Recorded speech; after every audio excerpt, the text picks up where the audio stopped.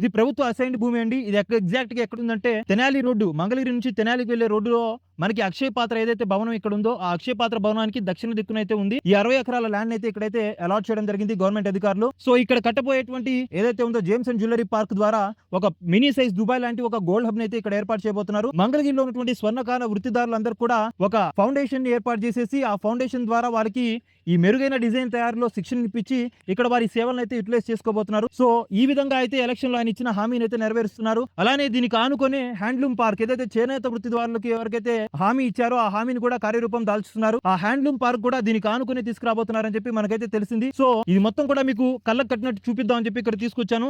So ఇప్పుడైతే ఇక్కడ ఇంకా ఎటువంటి నిర్మాణ కార్యక్రమాలు అయితే స్టార్ట్ చేయలేదు. ఒక 2 నుంచి 3 నెలల్లో ఇక్కడైతే నిర్మాణ కార్యక్రమాలు మొత్తం కూడా శరవేగంగా జరగబోతున్నట్టు మనకైతే తెలుస్తుంది. So before on ground reality మీకైతే చూపిస్తున్నాను ఇలా ఉందని చెప్పేసి.